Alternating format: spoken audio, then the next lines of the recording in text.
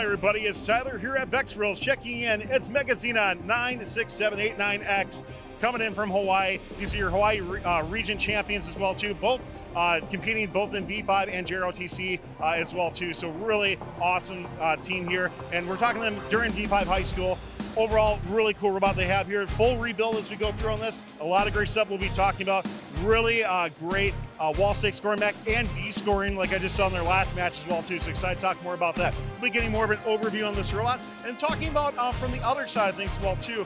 Interviewing improvements that this team's been working on, both within their own team and also within some of their junior teams as well too. So let's learn more about them coming up here on Pits and Parts.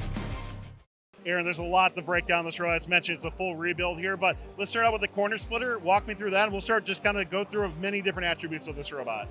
Yeah, of course. So on this corner splitter here, something really special, I think personally, about our corner splitter is that many teams don't run a C channel over their polycarb piece or Delrin piece, but we're able to just crop and just slice this part off, and so that you can see that how the ring kind of just rides along the polycarb part and the metal part.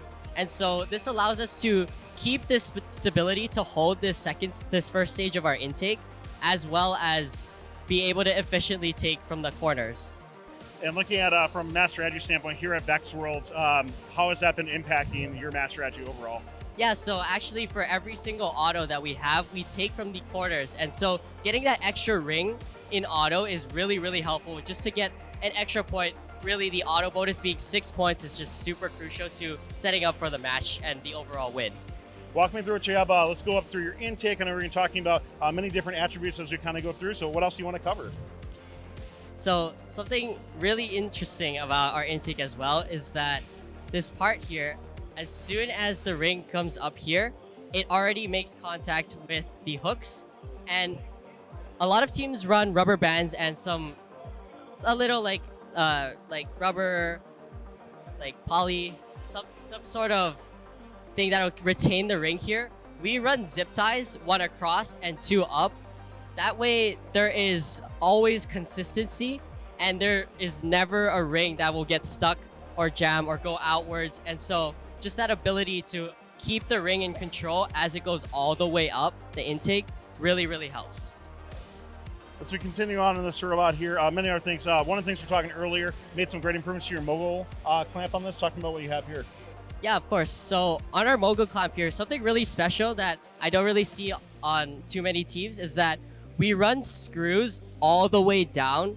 So we run 4 screws and actually we jam nut. It's a lot of work, but we run jam nuts and nylock nuts here so that this keeps the mogul clamp super consistent because of its ability to self-lock, and with its ability to hold the mogul efficiently with this like 4-bar kind of structure, we're able to also steal mobiles from other teams or score rings onto them as long as we clamp onto it. Anything else that you want to highlight on your end for this robot? Something else I'd like to point out would be like our ring rush mechanism here. And so very simply, this hook here goes into the rings and just locks itself onto the rings. This allows us to do a really efficient ring rush auto and allows us to run like an auto that gets like a full goal after auto. Very cool. Let's pass over to Kayla, talk about your aligner and arm and stuff like that, and then we're going to be talking a bit more in regards to presentation and how your team has been approaching that. Yeah. So this arm here is actually new to us, specifically for Worlds. Before this, all the way up to our state championship, we've had a 4-bar, and it was like a casket, like a little bucket, which we could hold 2 rings on and then put both of them up onto the high stake. But later on, because we did have like a 2 to 3 month gap between states and Worlds, we decided to go with what everybody calls a Lady Brown. We chose this design just because it's way more efficient to score and de-score. It's just a swift movement of going back and forth like over the robot. And then we also do have this little plate here, which we would call like, it looks like a cat, like the 2 little ears on the side. And this really helps, this hole right here helps align with the stake. So it's really easy to just drive up to the stake and be able to score with our Lady Brown. Before we talk about interview stuff, Aaron, real quick, I want to cover from color sensing. I know you were talking about that earlier. What are you utilizing for color sensing? Yeah, of course. So if you notice, there is this little optical sensor right up here. And so what this optical sensor allows us to do is in our code, we'll tell it if the hue range is from a certain number to a certain number, and if it detects that an object is near, then it'll throw a ring out that is our opposing color. The reason why we just use one sensor is so that we can absolutely make sure there's no false positives without using more than one sensor. So we don't want to overuse and do like an optical sensor and a distance sensor. So we just use the optical sensor to kind of just do both.